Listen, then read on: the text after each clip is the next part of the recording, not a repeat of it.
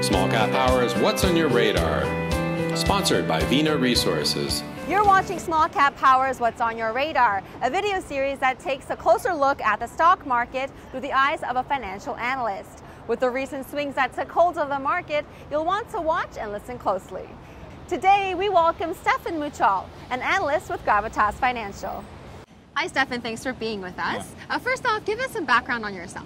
Sure. So I've been in the financial world for about 5 years, first on the investment banking side and now at Gravitas Financial as an analyst. Let's go right into it. What's on your radar? Definitely, I think it's on everybody's radar, the kind of tumultuous markets we've had over the last week. That's probably what's in the headlines and what everybody's talking about. Right. So you just mentioned headlines. Why should we not over-panic despite all this talk about it being a very up and down? You know, we're in such a event-driven market here in the news and in the markets themselves that, you know, we get to focus on the minutia maybe a little bit too much. You know, if you went on vacation this week and came back today, you'd be kind of baffled at what's going on because the TSX, the S&P, oil, they're all up from where they closed on Friday. Actually, let's review the following events after Black Monday. Sure. What's next? I think it's going back to my first comment that, you know, the U.S. market, the GDP numbers are decent, the valuations are not too much higher or lower than they were last week. Still a little bit on the high side, but I don't see any reason why the trend won't continue on for the longer term. So we all know that media outlets tend to sensationalize events, but as an analyst, can you tell us what's going on behind the scenes? I think the media always wants to put, you know, to link one specific event, one news event to one event in the market.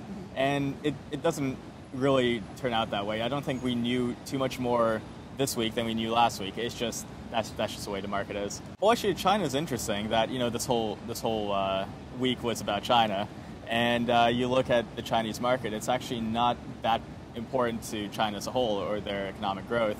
It's actually the real estate market, which is almost a quarter of their GDP. That's what the banking system is based on, and that's been relatively robust for the last little while. So that's actually pretty promising. Okay, and I also know that the Chinese government are doing things to improve economically. Yeah. What things are they doing now? So China, it's moving from an export market to a more consumer-driven market, and that's been actually pretty bullish. The consumer market is growing, while the economy as a whole is probably not as growing as fast as a pace as it did before.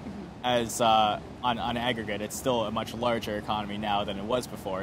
Speaking to that too, interest rates in China are about 4.6%. They have lots of room to lower rates if they have to.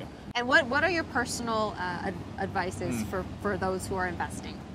You know, before investing, I would want to know what I'm actually getting. You want to know your reasons why you're buying a stock or any other investment, figure out what it's worth, and knowing the fundamental value of a company will really help you make decisions in times like this. You know what it's worth.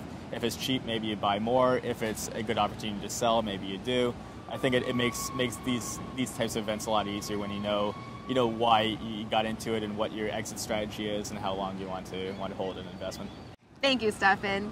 Remember to sign up on SmallCapPower.com to get the latest analyst research reports. I'm Rachel Lee for SmallCapPower.